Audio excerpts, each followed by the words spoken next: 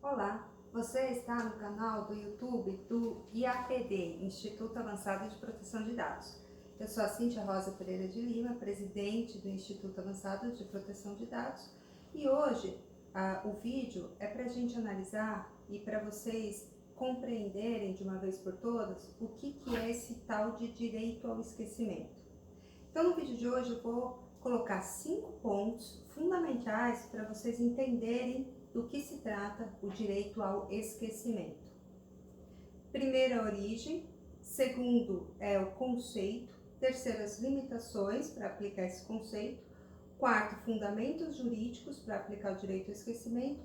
E quinto, algumas decisões aplicando o direito ao esquecimento. Ponto 1, a origem. O direito ao esquecimento, ele já foi tratado em vários casos, mas um caso muito conhecido, em 2006, o caso denominado Drunken Pirate.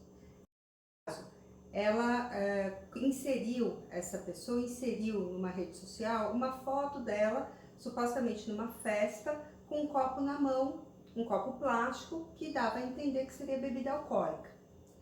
Ela, uma vez procurando emprego, foi surpreendida com a constatação pelos potenciais empregadores de que aquela foto não seria adequada porque revelaria um perfil dessa pessoa que a escola, no caso, que eram os empregadores, não buscavam. Ela então solicitou o direito ao esquecimento para excluir essa foto das redes sociais dela. E a partir daí surgiram outros tantos casos.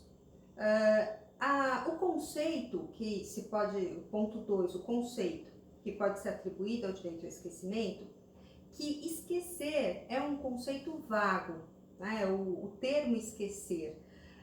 Então, você pode colocar esse termo em vários contextos, por exemplo, esquecer um fato trágico da vida, ou esquecer coisas do cotidiano, que você comeu ontem.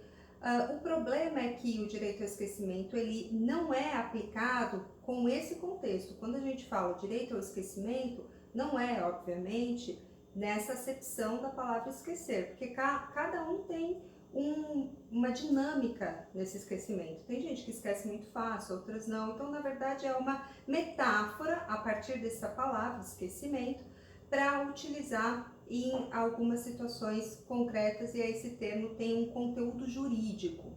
Então, o conteúdo jurídico da palavra direito, ou da expressão direito ao esquecimento, o conteúdo jurídico é um direito de personalidade autônomo, ele existe por si só, ele independe de outros direitos de personalidade, como direito à privacidade, direito ao nome, portanto, ele tem um conteúdo próprio. E esse conteúdo próprio significa que, no direito ao esquecimento, a gente consegue identificar elementos de identidade pessoal, elementos relacionados ao direito à privacidade.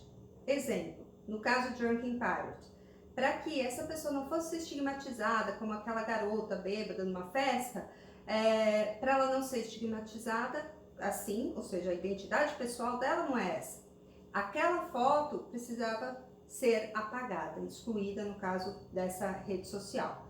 Então, essa é a ideia jurídica do termo esquecimento. É um direito de personalidade autônomo, mediante o qual o titular desse direito pode solicitar a exclusão ou mesmo o apagamento de algumas informações que lhes digam respeito. Esse é o conceito, mas as limitações, que é o terceiro ponto para entender o direito. Não existem direitos absolutos, há sempre uma limitação no exercício desses direitos. E o direito ao esquecimento também tem uma limitação. E quando a gente analisa a aplicação desse direito pelos tribunais, o grande embate é com relação ao direito de informar e ser informado. Então, uma limitação, por exemplo, é as informações de uso jornalístico, em que se pretende informar a sociedade. Ou mesmo a pessoa não pode pleitear o direito ao esquecimento tentando reescrever uma história. Não é para isso que serve o direito ao esquecimento. O ministro Luiz Felipe Salomão, quando ele julgou o caso Chacina da Candelária, ele utiliza uma expressão muito interessante, que o direito ao esquecimento é socialmente saudável porque ele é o vínculo do presente com o futuro. ou seja, para que dê uma nova chance a essas pessoas viverem sem o estigma que determinado fato possa lhe causar. Então tem algumas limitações, em especial a finalidade jornalística, liberdade de imprensa, de informar e ser informado, e também quando a informação ainda tem uma utilidade social. E por fim, o fundamento jurídico e aplicação prática, os dois últimos pontos. O fundamento jurídico do direito ao esquecimento é, sem dúvida alguma, o principal, a Constituição Federal. O artigo 1º, inciso 3º da Constituição Federal, quando garante a todos a dignidade humana, viabiliza justamente essa ideia do vínculo do presente com o futuro, para que o ser humano possa se desenvolver em sua plenitude. O segundo fundamento está no Código Civil, nos direitos de personalidade. E essa tutela é ampla, não só aqueles direitos expressamente previstos no Código Civil. E por fim, tem o Marco Civil da Internet, que o artigo 7º, que garante alguns direitos aos usuários da internet, no inciso 10, ele prevê o direito à exclusão dos dados que tiver fornecido ao término da contratação. Então essa é uma possibilidade do direito ao esquecimento. Uma pessoa tem uma rede social, quer excluir a rede social, ou seja, o término da contratação, ela pode solicitar a exclusão de todas as fotos, todo o conteúdo que ela disponibilizou nessa rede social. Então é um direito ao esquecimento um pouco mais específico, né? O fundamento atual, que está na Lei Geral de Proteção de Dados, o artigo 18 da lei, ele prevê a possibilidade de exclusão. Então é um direito do titular de dados pedir a exclusão das suas informações pessoais. E quando o tratamento de dados for ilícito ou quando esses dados forem coletados de maneira desnecessária ou mesmo excessiva. Esse é um outro possível fundamento. O quinto ponto para entender o direito ao esquecimento é a aplicação pelos tribunais. Partindo de um caso que ficou muito conhecido, o caso Aida Cury.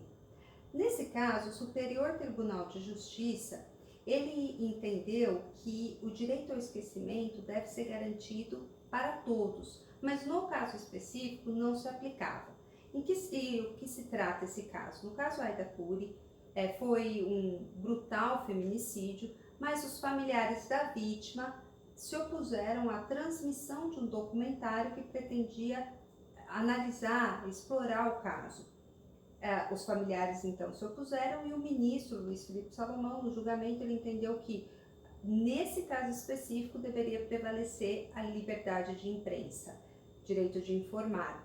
Então essa limitação que a gente colocou, né, no terceiro ponto, que o direito ao esquecimento ele não é absoluto, por isso tem que fazer esse sopesamento de valores.